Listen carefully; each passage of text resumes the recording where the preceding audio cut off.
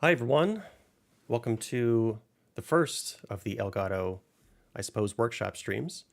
My name is Brett. I'm the technical video producer for Elgato, and I'm joined by Phil, who is the technical marketing manager. How you doing? Hey, everybody.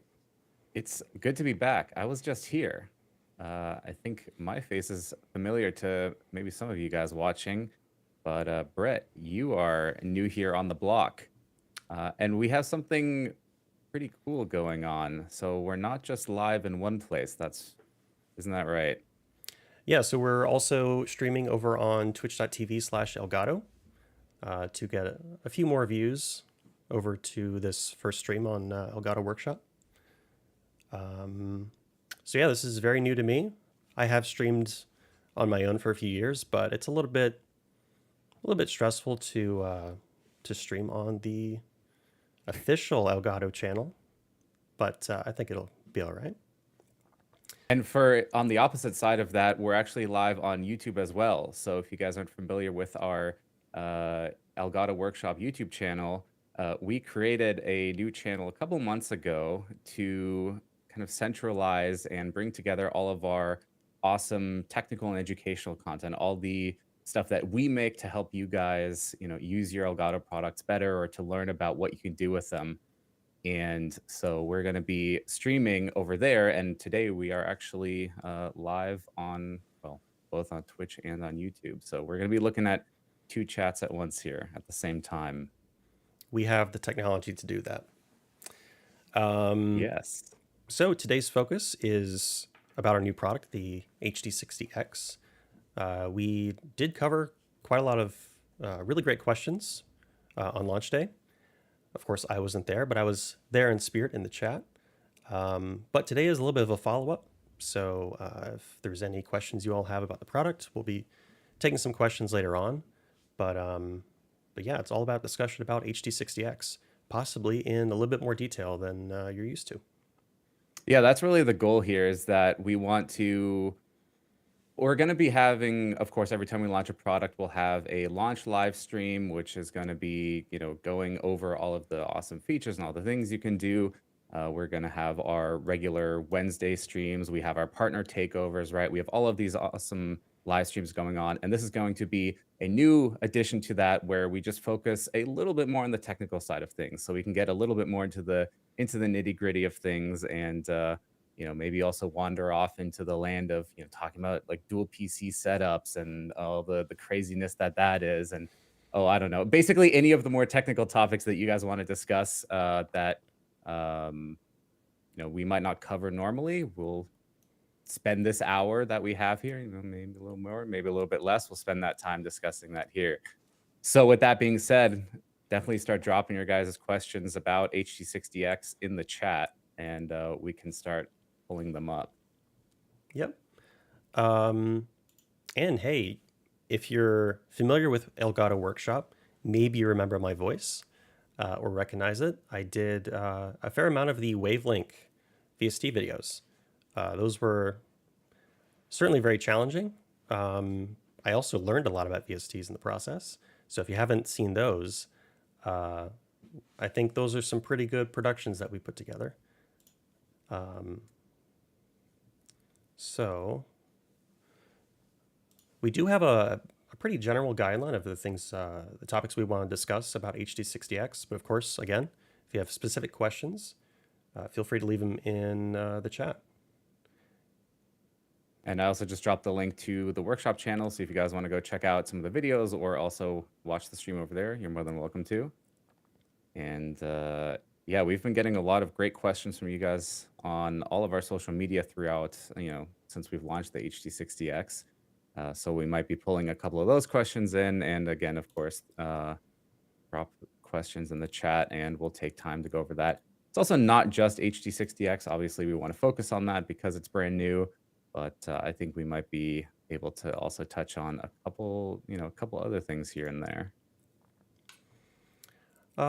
Well, we can begin talking about some of the general exciting features about HD60X. So it is, I believe, well, it's certainly our first capture card with variable refresh rate support, but may be the first, as far as I'm aware. It also supports HDR10 capture and pass through, and high frame rate input as well as capture. And we can go into a bit more detail on that shortly. Which that's our first capture card that's external that supports higher frame rates, right? So HD60S Plus capped out at 4K 60 or 1080p 60. It actually didn't even do 1440p. HD or 4K 60S Plus does 4K 60 input and capture, but again, no higher frame rates there. And so with HD60X, can now do 1440p 120 input with 1080p 120 capture, or 1080p 120 input and 1080p 120 capture if you want to as well. There's going to be a lot of resolutions and a lot of numbers and frame rates flying around here, because this is the product can do a lot and there's a lot to take in. Yeah, it's a bit of a tongue twister when you're going through all the different resolutions and refresh rates that it supports. Yeah, so that makes it a great option for those with a laptop or those who just prefer the portability of USB, who are playing on a newer console but really want to enjoy the higher refresh rates that those consoles support. I think PlayStation 5 is still 1080p and 4K. So for PlayStation 5, you'll be playing at 1080p, 120 hertz. But for Xbox, that does support 1440p, which is pretty interesting for a console. Not very common. I really hope that PlayStation adds 1440p support at some point, because it's that nice balance. It's that nice little in between. It's better than 1080p. It's not exactly 4K. Not everyone's got a 4K display yet, especially on the smaller, like 27 or 24-inch side of things if you don't have a TV. So that would be really nice to have. Hey, PlayStation, if you're watching, please add 1440p support to PS5. Please. Please. Yeah, in my case, I have a monitor that it's a much older monitor, but it supports 1440p, but not 4K. So if I could get PS5 to support 1440p directly, that would be a pretty big benefit for me. Also, I already want to cover one quick question before we go on and keep going down the awesome features, which is, are we getting more Elgato products this year? Yeah. Can't tell you when, can't tell you what, can't tell you how or where, but yes. As Jeff would say, we never rest on our laurels. Exactly. I had to throw that in there. Okay, so let's dive right in. Variable refresh rate support. What does that really mean? Now, variable refresh rate has been kind of a general term for various technologies, but really it points to it's a specific standard as part of HDMI at this point, correct? So in the past, there's been variable refresh rate technologies like FreeSync or G-Sync. Those had certain restrictions. For a long time, G-Sync was, actually, I guess G-Sync technically still is for NVIDIA cards only, NVIDIA GeForce cards. And then FreeSync was from AMD. And those are awesome technologies, but they're not exactly open standards in the same way that, it being directly part of HDMI standard is. And so these newer consoles support, one of them, I guess I should clarify. We're getting VRR hopefully pretty soon for PlayStation 5. Yeah, I think PlayStation, they put in a blog post that in the next couple of months we'll be getting VRR support, which is awesome. Good timing. And so there's plenty of TVs that support variable refresh rate. And what that really means is that traditionally with a game and a display, say a TV, if you want to remove, or if you want to have a very fluid experience, the game console or computer needs to make sure it has a new frame ready to send to the display when it's ready to display something. And if they get out of sync, that's where you can have some problems where you have tearing, or you can have stutter. And what VRR makes possible is the idea that they can stay in sync even though your frame rate might be fluctuating. And so you have, how would you describe that? Full frames being delivered to the display, and it's able to display them in full without stutter or with significantly reduced stutter. and without any sort of jagged tears in the middle of the frame. So with pass-through, that's really great for you guys, as gamers, right? You want to play the game without additional like screen tearing or without any additional latency or without any stutter. And the VRR pass-through functionality there is it's all for you, right? As the streamer, as the creator, you're going to be playing the game. You're going to have a better time. On the hardware side, on the capture side, that signal has to be converted to constant frame rate because you can't really there's no standard for capturing a variable frame video. Like it exists, but you can't upload that, you can't stream that, right? It's got to be always an even, well, not an even number, but it's got to be a static number, right? You're streaming at 60, you're streaming at 30, you're streaming at 45 or whatever you want to, right? But it's got to be that static number. So you have to convert that. And so HD60X takes that variable frame rate signal and converts that into that static, I believe it's always 60, that 60 FPS signal. And then that's what gets sent over USB to your computer. Which actually, this was a question we received, I think it was over Twitter over the last couple of days, and they said, what software supports VRR? But VRR is in this solution that we have, is a hardware solution. So you don't have to worry about the software supporting this because the card is what handles converting VRR to a constant frame rate. Yep. So any software that you're running will receive a consistent solid frame rate the whole time. And we have, on the support side of things, we have, or rather supported formats, we have the Hdmi forum VRR, which is like the more general, that's kind of it's not open source, but it's the like anyone can implement this format. And then we have AMD FreeSync support as well. So specifically AMD FreeSync is required for the Xbox. So essentially, if you want to be compatible with Xbox, you have to have somewhat of a support for AMD FreeSync. And so if you have an AMD card, you can activate FreeSync when you have an HD60X connected on the output of your graphics card, for example. We are looking at G-Sync certification, G-Sync's compatibility, by the way. So, full G-Sync requires a G-Sync chip in your monitor, and that gets really complicated. That's DisplayPort only. So, yeah, we're looking at, because we got some questions on G-Sync, does it work with G-Sync? And again, we're looking at G-Sync compatibility and getting that certification, but that's still a work in progress, as it were. So for now, it'll still work, right? You can still output like VRR. Windows, I believe, actually has that built in now, like Windows 10 and 11. I think it's has a like whole Windows wide option. Yeah, exactly. So I think it's something you can just enable, and then that should still work. So that's, again, if you're just capturing from a PC. And unfortunately, Switch doesn't support VRR. It could I wonder use if it. that's something. Yeah, it certainly could, right? I mean, there's loads of 30 FPS games on there, or games that run at 60, but well, do they really run at 60? And we actually have this really, really cool thing, which is also world's first. Yeah, right. On the topic of frame rates and all of that fun stuff, which is HD60X is the first capture card, or really the first device that lets you analyze a VRR signal.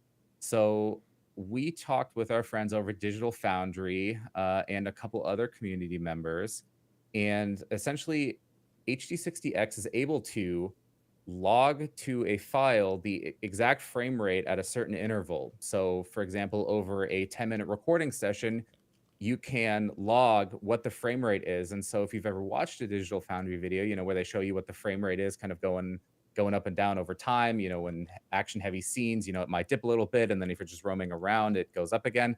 Well, all of that can now be logged to a file and then can be added as an overlay onto a video. So that's, again, really awesome if you are into making technical content where analyzing games, game performance, and want to show that stuff off on screen. HD60X will allow you to do that, or simply just record what's going on the screen when using VR, because that wasn't possible before. So shout out to the guys over at Digital Foundry who we talked with about this, and they're really excited about it. And shout out to NX Gamer. He is also using HD60X and was one of the ones to provide feedback on this feature. So If you guys yourselves are looking at creating like, more technical content and looking at, how games run and games perform, then you can use HD60X for that. Yep. And yeah, I know that that's, going back quite a ways. I think it was Xbox One X that supported just AMD FreeSync at the time. It wasn't, VRR wasn't, I think, part of the standard at that point. I might be mistaken. But I remember Digital Foundry would film a monitor that supported FreeSync, and then they would have a program sort of count the frames because the monitor would display an overlay. But now it can be logged directly to a file that can be analyzed and graphed. A very powerful feature, but also, you know, totally understand that not everyone might have a use for that. But when you have a device that can understand a VRR signal and transfer that information to the software, you might as well find an extra use case to log that.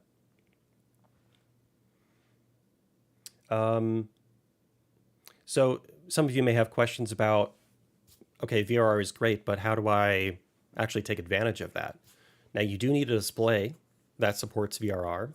Well, actually, you're much more versed in high-end TVs than I am, but I know that there's plenty of monitors that support AMD FreeSync because it's very simple to implement. But on the TV side, I think it's fair to say that VRR is becoming relatively mainstream. Yeah, I think so. I think so. I mean, pretty much any TV that you buy these days is going to have some form of it from Samsung or LG. Sony just released a firmware update for some of their more recent TVs to add VRR support, which makes sense again, given that PlayStation 5 is getting it soon as well. So it's something to look out for sure, because it just gets you a better gaming experience. And if you play better, well, then your content is, you can capture that and your content is going to be better. So, hey, it's a win-win all around. It doesn't hurt. Doesn't hurt to have it. No, that's for sure. And then it just comes down to the source, right? So you need a source that supports VRR. Again, currently that's Xbox. Actually, I believe Xbox Series. Well, the Xbox Series consoles do it, and Xbox One. So One X and One S, Series X, Series S, and then PCs. And then again, PS5 is coming very soon, within the next couple months. And then Switch, And please. yeah, or maybe Switch 2 or something like that. We'll see. Switch Pro, which has Yeah. been rumored over and over and never delivered. Let's see. Do we have any other features to cover on HD60X? I think we touched on most of it. So that's really the headliner feature that you're not going to find anywhere else. There are some other features that we do have in some other products, such as HDR10 capture and pass through, and UVC, which UVC is something that I'm a bit better at explaining. Phil is much more knowledgeable about HDR than I am. But with HDR10 capture and pass through, you can insert this capture card in between your TV or your HDR capable TV and your modern, I guess we call them current gen consoles now. A current gen console like an Xbox, I guess Xbox One S introduced HDR, and the Xbox Series consoles or PlayStation 5 or PlayStation 4 Pro. And you can still play in HDR10. And if you want to, you can also capture that using 4K capture utility to a high quality HEVC video file. High efficiency video codec, I believe is the acronym for that. And so it is HDR10. There's many standards out there that becomes a bit of a rabbit hole to go down all the standards. Is there anything else with HDR10 that someone may need to know about? Well, we have the onboard tone mapping. So if you're capturing an HDR signal, not every program supports the input of an HDR signal yet. A lot of the world still operates on an 8-bit signal and kind of expects that. And, HDR is 10-bit and above. And so what we do on the hardware side for HD60X is we can take that HDR signal and convert it to SDR. So that means you have much wider compatibility with programs that don't support HDR yet. For example, one of those being OBS. If you play in HDR, you can continue playing in HDR, and then add HD60X into OBS Studio. OBS Studio will get an SDR signal, and it's all hunky-dory, and everything works great, looks great.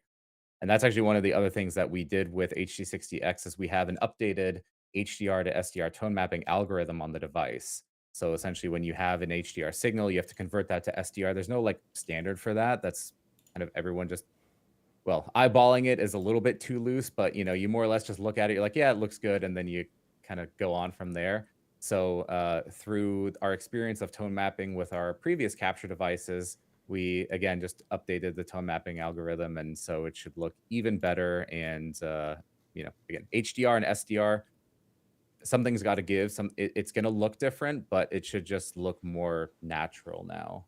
There shouldn't be that much of a difference. And yeah, it looks like we do have the workshop command, but I've set it up, or it was set up only for mods at this point, not for everybody to run.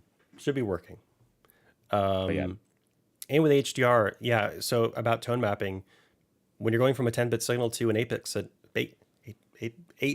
signal, and you have all this extra metadata, when you're converting it to that SDR 8-bit signal, something's gonna give. And with that, like how do you go from like here to here, right? Right. What do you do with this? You got to like delete it, or do you somehow shrink it? What do you do? right. And so it's always going to be a matter of compromise in that case. And so I think we do a pretty good job of making an image that looks representative of what you would expect it to look like. And of course, with it being hardware tone mapping, you can connect it directly into OBS Studio, and you get a great image right out of the card without any settings that you have to configure. Otherwise, it would look a little bit bland. The signal would simply clamp off from 10 to 8-bit, and that's why sometimes in cases where the HDR tone mapping isn't activated, the signal will look a little bit washed out or a little bit gray because all that extra color information is essentially just clipped off of it. Mm-hmm. And yeah, this built-in tone mapping prevents that from happening and just makes sure that it's, again, compatible everywhere. Because you can stream. Can you stream in HDR to YouTube? I think you can. It might only be specific accounts. I have heard of people doing it. You certainly can't do it to with Twitch or really any other platform that I know of. So if anything, it's YouTube, and even there, I mean, gosh, what programs can like what streaming software, at least ones that we're mostly all familiar with, which of those handle HDR? Again, it's super, it gets complicated, and so recording it is easier, right, with 4K capture utility. Uploading it, that's also easier, but streaming HDR, that is still a little ways off. We're not quite there yet. Hopefully one day, similar to high frame rate, 120 hertz streaming. Man, that's when it's going to get good. That's the dream. Yeah. Plus 1440p or 4K, AV1. That's Oh man. maybe by the time I retire. So HDR10 isn't necessarily as niche as VRR. There's plenty of HDR displays out there, but you will need a display that supports HDR10 for this to work with our capture cards that support HDR. Next up is UVC, which I can probably talk about for a little bit. So UVC stands for USB Video Class, and what it is not an open standard, but it's a more standardized type of device driver. And so with a lot of our previous products like the HD60 or HD60S or HD60 Pro, Elgato actually makes a driver, a piece of software that goes with the card that allows your computer to actually use it. UVC devices are a little bit different. They actually use a driver provided by Microsoft or from Apple. And so we don't need to provide that driver. And so it's quite literally plug and play.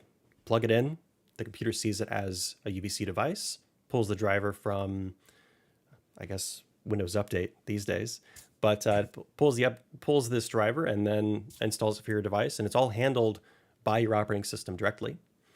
But there is another really great benefit, and that is, more or less, your computer sees it almost like a webcam. It's extremely compatible, and which is why HD60s Plus and HD60X are great capture cards for Mac, especially if you're someone who has always wanted to use OBS. Now you can. Yeah, it's the UVC. I mean, basically that standard grew out of, imagine having to write your own driver for every platform and every version of operating system, and it just becomes a mess. So how do you standardize that? And so some very smart people came together and said, you know what? For certain things like audio and video, we could probably just create a standard implementation of this that devices can use, and then you just plug it in, and it creates a nicer user experience. And so HD60X uses that. So like Brett was saying, you don't need to install any software. You don't even need to install any drivers. You just connect it and it's good to go, which makes it really nice when, just using it, because you don't need to remember to have to install anything. It also increases the compatibility. You can use HD60X in something like Zoom if you wanted to, or Microsoft Teams, or gosh, I don't know, basically any chat program. Heck, you could use it in Discord, right? If you're playing with your friends and you don't want to stream, but you want to actually show them something, you could just hook it up in Discord. And when you click on, turn on camera, you just select HD60X in there instead of your webcam. And well, there you go. Now you're sharing your gameplay.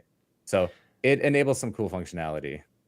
And I just wanted to give to dive a little bit more into more of an anecdote.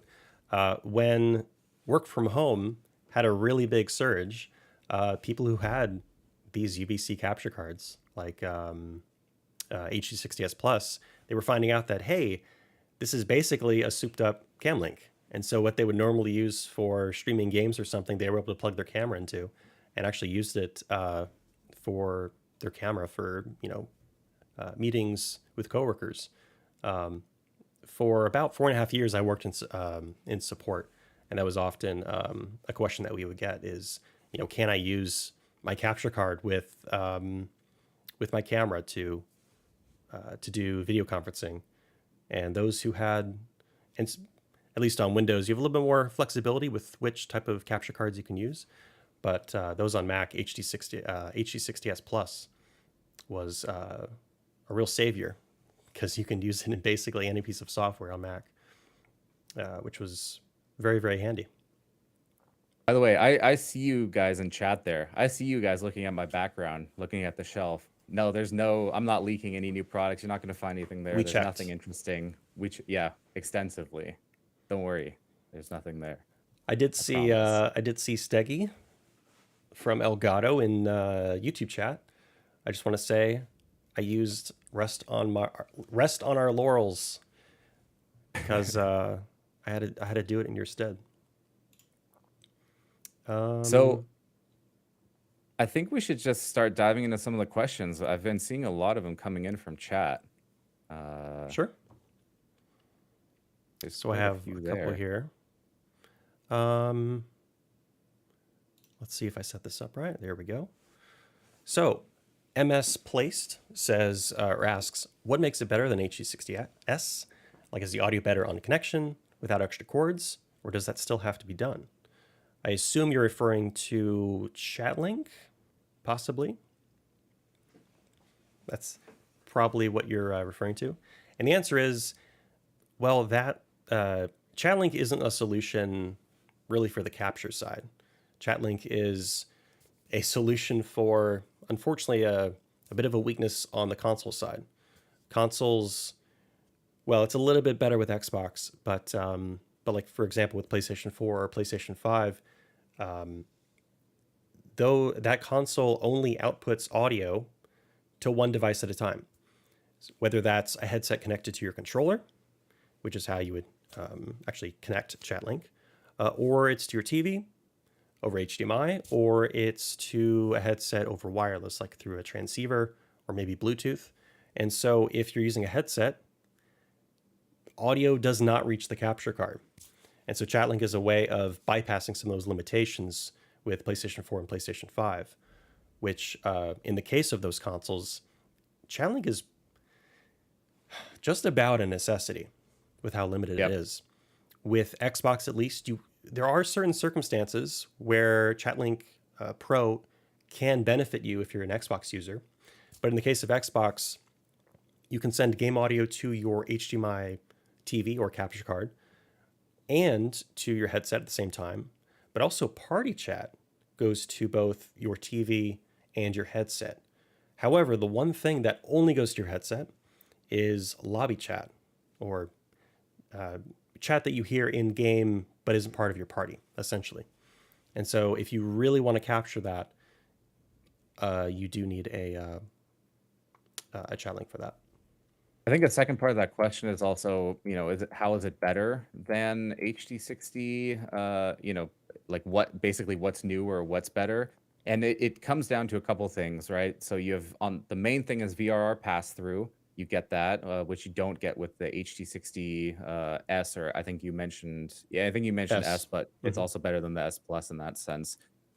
You also, okay, when you're coming from HD60S, you're getting 4K 60 pass through, right? You're getting HDR pass through, HDR capturing, you're getting high frame rate support. So there's a slew of different things that you would be getting when you go from HD60S, which I presume you intended to say HD60S, to HD60X. That's actually quite a big improvement there. I am going to drop in chat links to we have a guide that talks a little bit about what the difference is between HD60S Plus and HD60X. And so you can already kind of get an idea there of just what some of the differences are between the two. And again, if you're coming from HD60S, that is quite the upgrade. I was trying to look for my HD60X here. The other benefit, compared to, actually, I think nearly all of our capture cards are in line. So you have HDMI input on there with your USB and your 3.5 millimeter, and you have HDMI output on the other side. And so essentially, video passes through the card like that. Whereas with HD60X, it's all on one side. And so the benefit there is that you can have it up against the back of your desk. And so it's nicer for cable management. And also, if you're taking pictures of your battle station, you get extra points there. Battle station. Ooh, that's good. That's good. But I suppose that's a bit of a personal preference, depending on what your setup is like. Actually, that's a question for you guys in chat. What do you call your setup?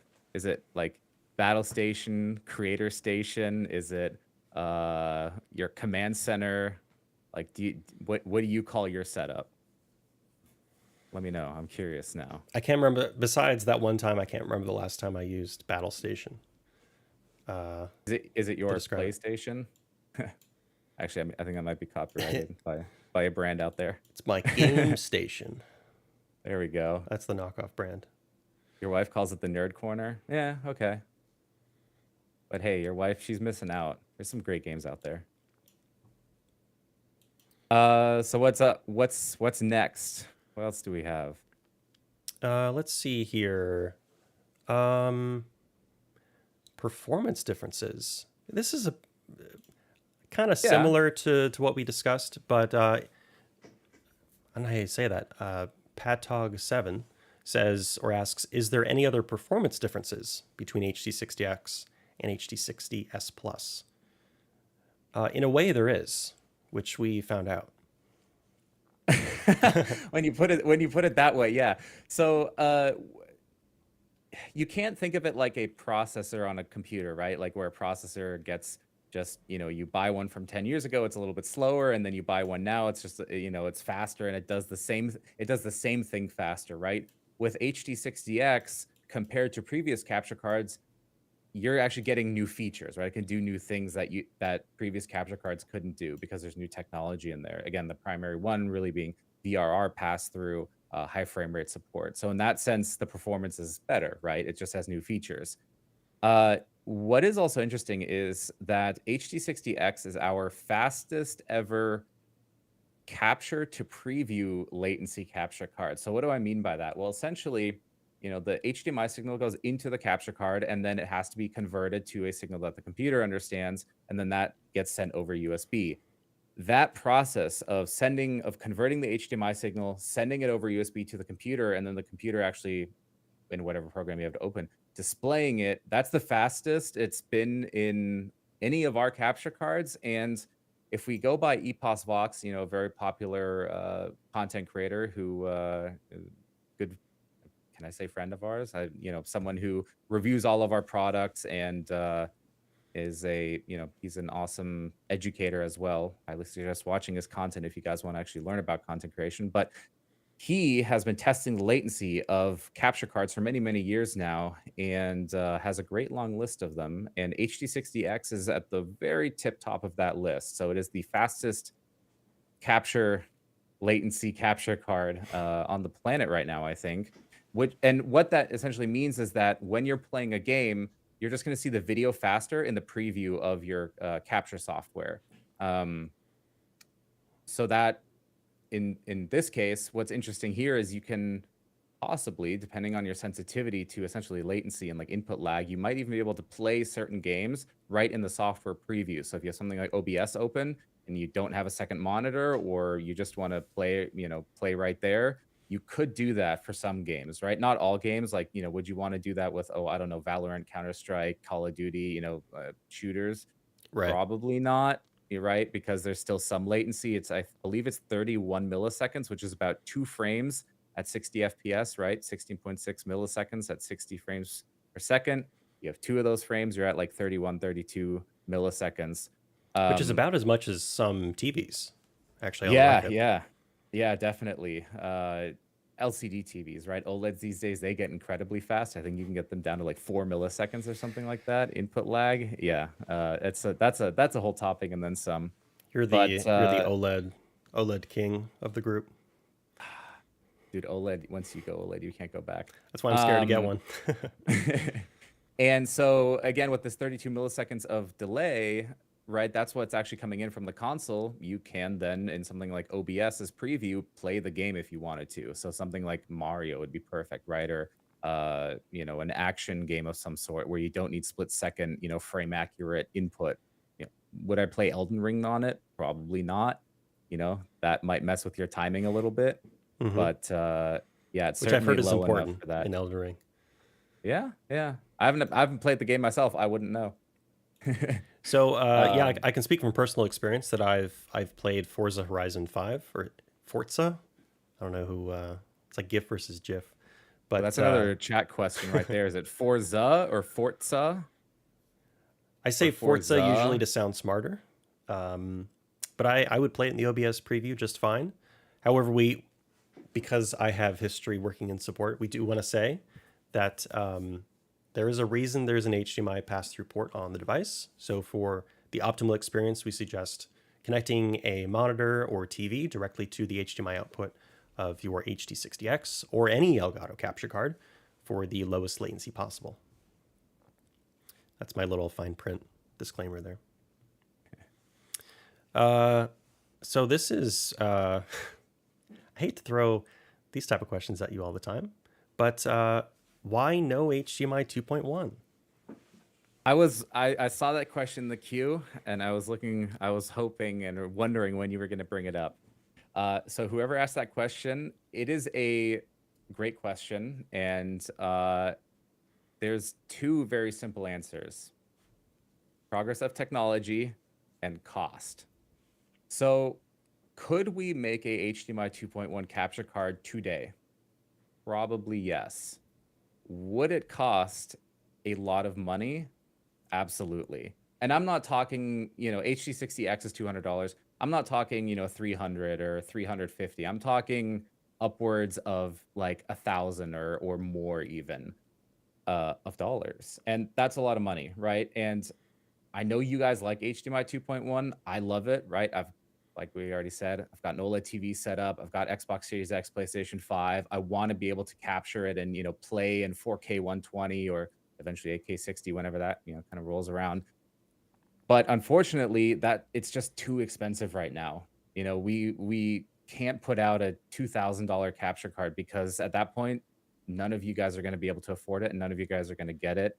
And so we want to make sure that when we have an HDMI 2.1 solution that supports, the much higher frame rate and the much better pass through at that point, uh, that is something that you guys will actually be able to, buy and use, right? Because what's the point of putting something out if only like 5 people out there can use it? So that's the first part. And the second part about technology and kind of the progress of technology is that HDMI 2.1, while it's yes in TVs now, have you ever noticed how it's really only in like a couple like devices, as in it's in like the game consoles, and then even some TVs nowadays are still not shipping with like 48 gigabit per second ports. They're still doing 40, right? Like HDMI 2.1 is still in the grand scheme of things very new. And so a lot of the technologies for it either A, don't exist yet, and or they do, but again, it's just very, very expensive. And so as we kind of wait and as time goes on, the technology gets cheaper and it becomes more realistic for us to actually build a product with that. So long story short, if we made something with HDMI 2.1 today, it would be too expensive. And that is that's kind of the answer there. So we hear you. Trust me. We know. We see all your tweets, your messages, and that's we ourselves use the same gear. We wish we had something today, but there's certain things that we just can't do quite yet. And to add on to the discussion regarding price, and that is for a long time with Elgato, our goal has been to take the high end, the broadcast quality gear, and bring it to an approachable level where people can really upgrade their stream without taking out, a mortgage for capture gear. And so, yeah, selling a device for that much would pretty much go against the history of the company in a way. Yeah, I think 4K 60 Pro, Steggy was explaining it on our launch live stream actually, but 4K 60 Pro is really a prime example of that. So back in 2017, is it 17 or 18? November 17? 17. 17. There was a 4K 60 capture card on the market that you could get for around about $900. That is very expensive. We came out with our 4K 60 Pro capture card, the original one, and we released that for $400. So just about half, just under half of what the essentially the leading solution was, right? And so that was already a big deal because half the cost of whatever was out there previously. But $400, hey, between you and me, $400, that's still a lot of money, right? Then eventually, what was it? 2 years later, we released 4K 60 Pro Mark II for 250, right? So we again cut that down a little bit. So we do want to make sure that when we bring out a product that we are, as Brett said, we're taking something which is really good quality, really high end, but also something that you are able to then afford. Yeah, it's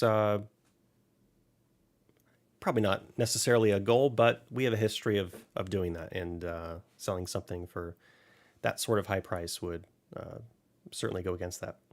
But we still live with the tweets of releasing something, and somebody's going to complain that it's too expensive. We get that.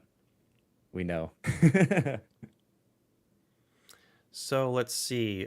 This is another one that is a bit on your side because HD60X has a lot of different resolutions and refresh rates supported. And so it is 1440p 144 pass-through with VRR possible?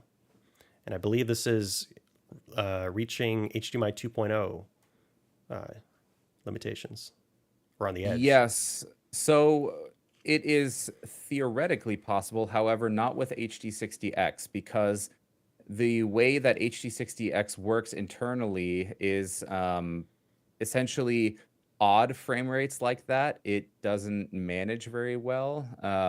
So because of essentially the way that the VR, like taking VRR and then converting that to something like 60 FPS, going from 144, like it just gets a little bit complicated. But essentially, we wanted to make sure that HD60X supports the most common frame rates and resolutions for its kind of main purpose, which is console capturing.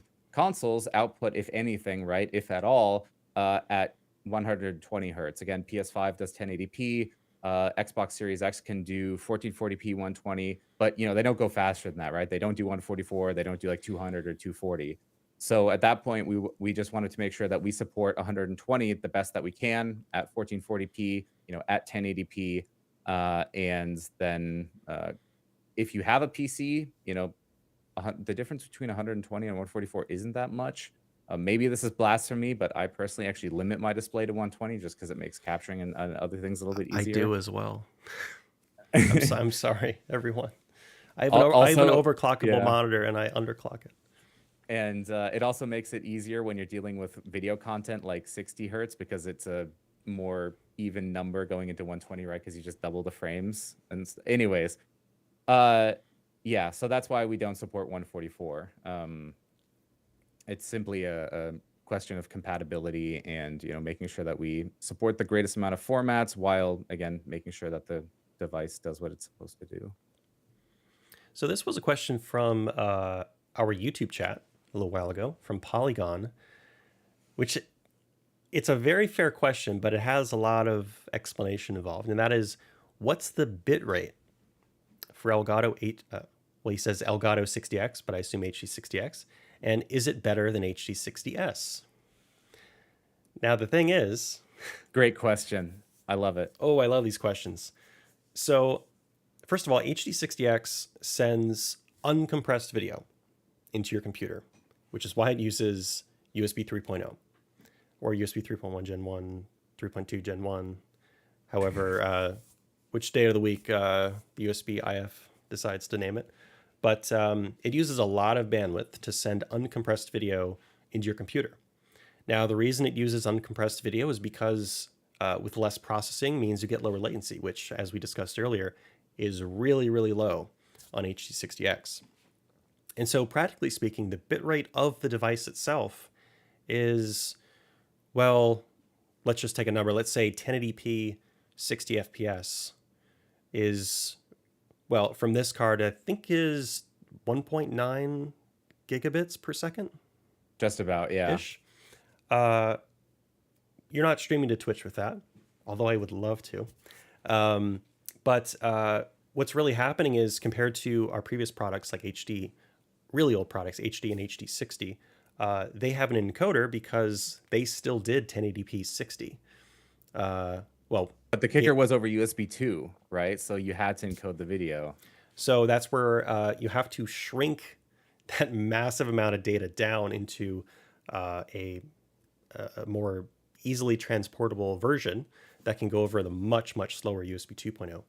And so the moment you move up to USB 3.0, you don't need to do that. You can send uncompressed video directly into the PC. You get higher quality for really whatever you're doing. If you're using 4K capture utility, you can have a lot more control in the way that your video is recorded and encoded, but also you get much lower latency. And so, oh, sorry, go ahead. So I was going to say, practically speaking, I guess on a technical level, the bitrate of HD60X is in the gigabits per second. But if you're using 4K capture utility to record, I believe that is 45 megabits per second at 1080p 60 in H.264. If you're doing HDR, it might be a little bit different. I think it's a little bit more at that point, but essentially what we're doing is it's going to sound a little weird, but it's like a software limitation. The hardware is outputting multiple gigabits per second to your computer. But of course you don't want to record that. And also if you could record that, well, you would need an SSD or something like that to record it. I mean, that's just crazy, right? You don't need that. So 4K capture utility and other software will compress that down using H.264 or HEVC. And so we have simply decided that, okay, for something like 1080p 60, what will look good at 1080p 60 while still being like a decent file size, and like 45 megabits per second, 1080p 60 is going to look great, right? And for 4K, if you go up to like 4K 30, or if you do 1440p capture, right, that all kind of scales. But that is just something that we've defined in the software. Now, if you add HD60X into OBS is quite literally getting that, what is like 2 gigabits per second video. But of course, you stream that out. So again, OBS is taking that, compressing it down, and then streaming it at, what is it, 1080p 67. That's what we're streaming at here, or 720p, or whatever you set it to, right? So in that sense, there is no bit rate like increase, or it's not better per se than the other devices.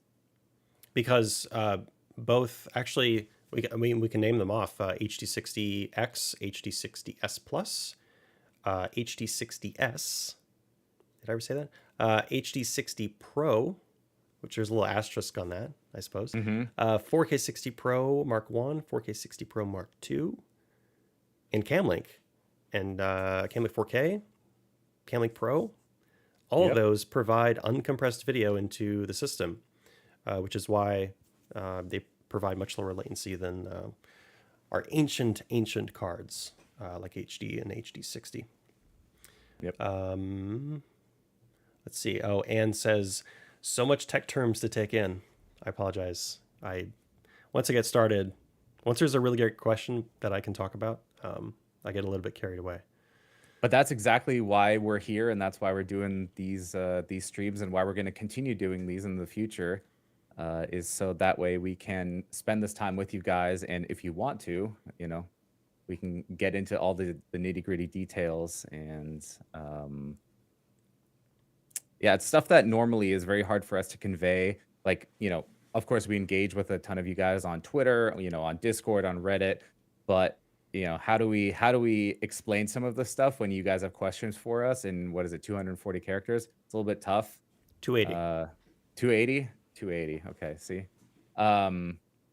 So yeah, that's, we wanted to spend this time here with you guys. For a long time, Phil and myself have really wanted to do, actually, I think the original idea was a podcast talking about all sorts of tech related questions. But this is a pretty good middle ground where we get to do this it. could be a with you guys. podcast. Just turn off the video and then play it in the background, and it's basically a podcast. So there's a question here from A to Z of Gaming. Quick question. I have the HD60 Pro in my PC, and I was wondering, is the HD60X better? Or I was wondering if the HD60X was better. Yeah. If it depends a little bit on the use case as well, right? Yeah, if you're someone who really appreciates a PCI Express device, and you really like the idea of having, I guess, one less cable hanging around, then HD60X, might not be exactly what you're looking for, but in almost every other respect, it's a pretty strong upgrade. It's definitely an upgrade in the sense that you get, you get the capability of passing through 4K 60 and HDR. So if you have a 4K 60 HDR display, you'll be able to take advantage of that. You also, again, get VRR. You get higher frame rate support on the capture side or the pass-through side. However, it kind of depends again on your setup. So for example, if you have a PS4 or an Xbox One, by this point, last generation consoles, those only output 1080p 60. So do you need to upgrade at that point? If you have a Nintendo Switch, you're not going to get any benefits from an HD60X.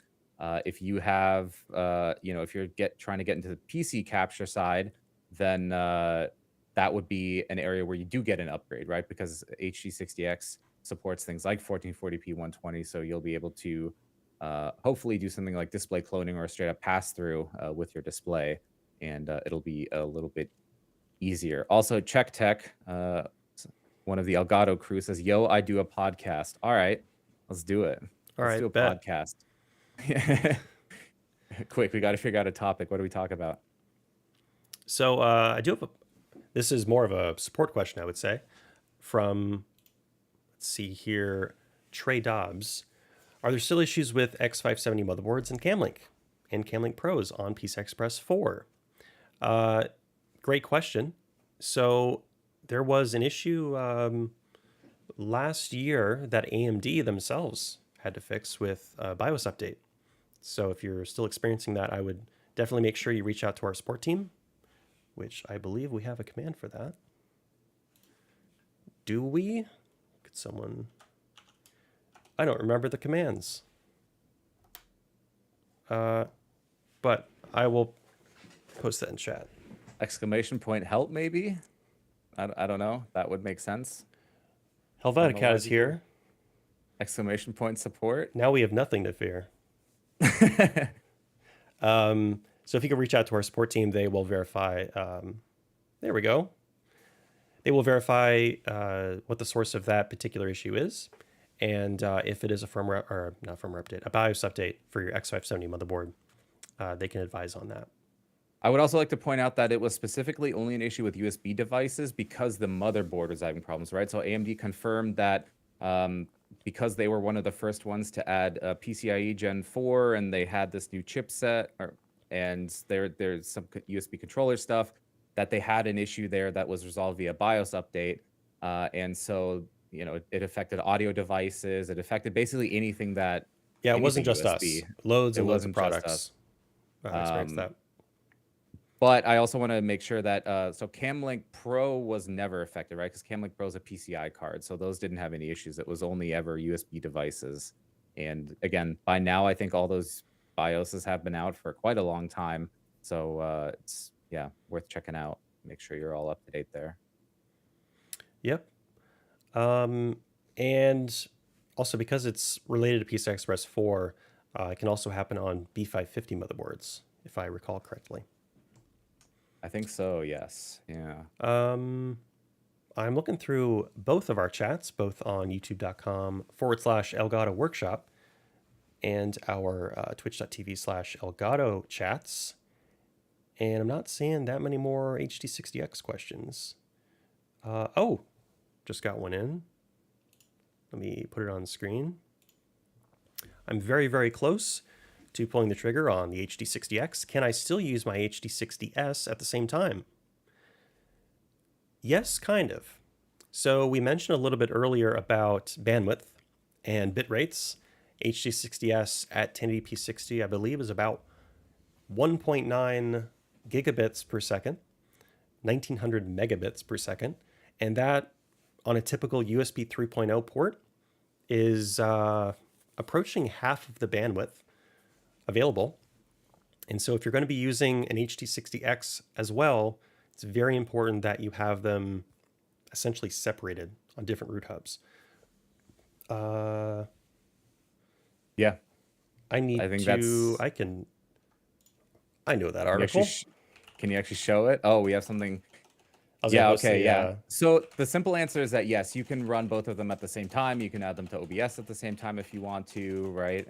In our own capture software, 4K Capture Utility, which is really just meant for recording, you will have to just select one or the other. Can't do both at the same time. But, again, in OBS, you can add as many as you want.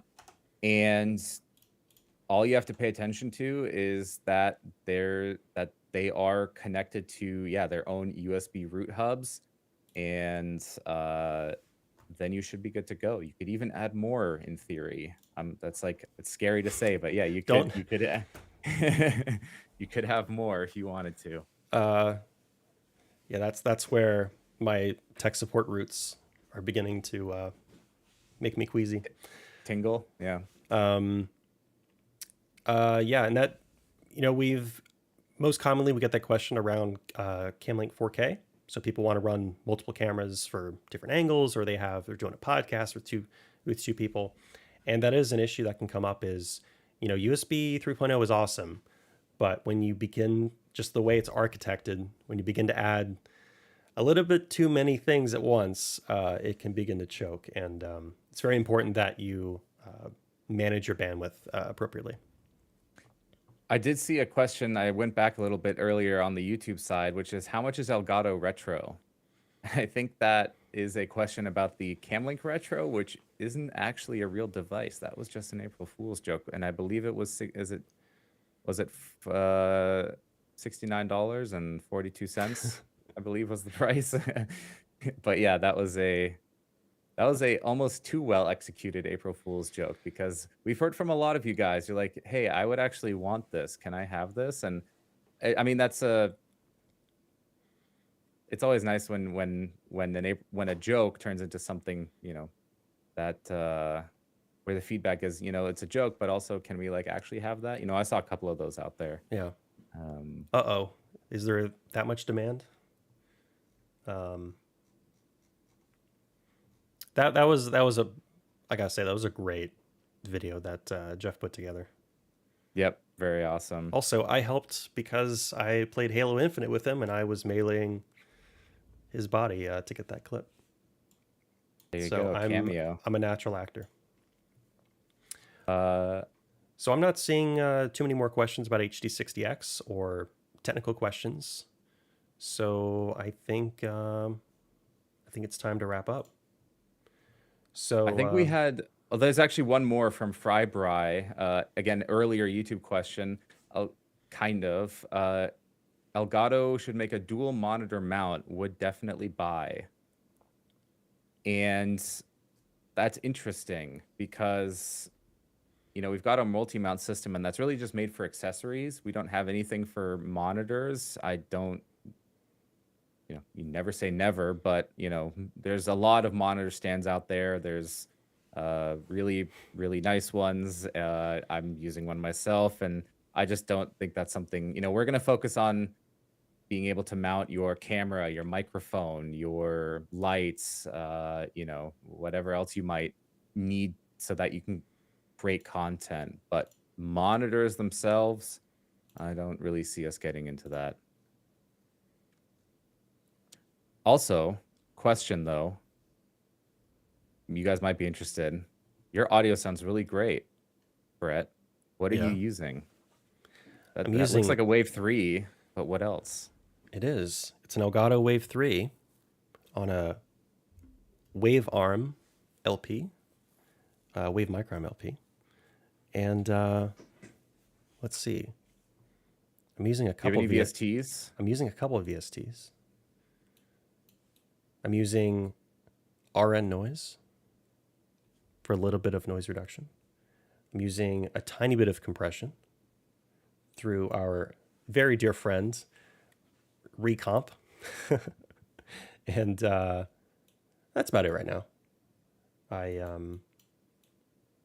have VST overload still from talking about VSTs, and I said the word VST so many times it stopped having meaning in my brain. So I have a cooldown period right now. What are you running? So I've also got I've got a compressor first, but I'm using it more as a limiter. So I just hard capped it to make sure that I don't blow out anyone's ears if I ever get too excited about something. Then I've got a noise gate, and then I've got an equalizer with just a little bit of a bump in. I think it's let me check here actually. Where is it? It's like in the 300 range. It's probably not optimally set up, but I hope it sounds good. You guys in chat can let me know. But yeah, so compressor, noise gate, equalizer. So I'm not using any, background noise removal, anything like that. I've just made sure that the gain is optimally set and that I have the mic nice and close to me to remove all background noise. And so unless there are any more questions, I do think we can start to kind of wrap it up here. But one thing that I am curious about is we're always close to ending, and then there's one more thing. Always one more thing. But so if you've ever used Wavelink, you know that we have things like a sound effects channel, and then we've got the microphone effects, that audio input that you can add to things like OBS or Discord. And well, there hasn't been a very obvious way of playing sound effects through that. And so there's actually a very simple solution here to doing this, to allowing you to do things like, let's see here. Bruh. Did that come through? Did it come through? Or, if someone has a question in chat, be like, there we go. And then the answer is, okay, I like it, Picasso. So you can do all of that just using Wavelink. All you need is a VST, and it'll allow you to play any sound effects you want. I'm also using a Stream Deck because that makes it easy. He does this nonstop. Oh, our calls are awesome. Everyone loves me. Awesome. Yeah, exactly. But we're going to be working on a tutorial to show you guys how to do this so that you guys can use Wavelink and add sound effects to your Discord calls and your live streams and everywhere else, all in Wavelink. Super easy. It really is incredibly easy to do once you know. And yeah, I just wanted to mention that. And where you're going to find that information, Oh, go ahead, Brett. I was going to say, in that same vein, we have some fantastic videos, I might say, on VSTs in Wavelink. The audio effects tutorials that we have, which are voiced by me, put together by me.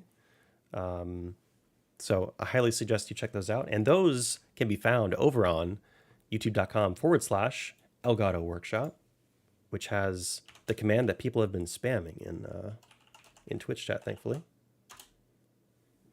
But yeah, so if you guys want to sound super crisp, super clean, you want to learn how to do a little bit of compression, limiting, and noise gating, noise reduction, noise removal, and we're going to have some EQ coming up soon, then go on and check it out over at the Workshop channel, and you can make your wave mic sound absolutely crispy. I mean, it already does sound crispy, let's be honest, but make it even crispier, right? It's that little je ne sais quoi on top. And one last thing to mention with that is for most of the videos that are on Elgato Workshop right now, the voiceover was actually processed with the VSTs that I show in the video. I sort of practice what you preach, as it were. Exactly. All right, well, we're going to wrap up now. So thank you all for joining. My name is Brett. I'm on the technical marketing team for Elgato, and was joined. It's a first one. Cut me some slack. And I was joined by Phil, who's my manager, which makes me a little bit worried, but I think I did all right.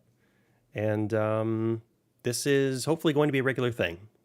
Probably not once a week, but definitely regular, because there's a lot of stuff that we want to talk about on the tech marketing team, and we have this wonderful new YouTube channel that gives us the freedom to go into a little bit more detail than normal. Yep. But keep sending in all your questions about be it product, software, features, etc.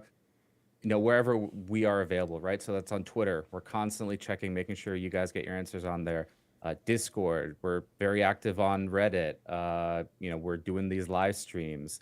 Instagram, TikTok. Where else is Elgato available? I must be missing one. Oh, Facebook. Basically, wherever you are, we are, and you can interact and hang out. And I also want to give a last thing before we sign off. Make sure you guys are in the Discord, though, because when we run our betas, our software betas, we generally announce them there first. And we're going to have a new software beta coming up for Stream Deck very, very soon. This is going to be a version 2.0 of our OBS plugin. So if you've been either hoping for increased functionality or being able to do something that you haven't been able to do before, you probably can with this new OBS 2.0 plugin. So head over to the Discord if you want to be one of the first to be notified and to check it out over there. All right, and with that, thank you all for watching once again, and we will hopefully see you soon. Have a great evening.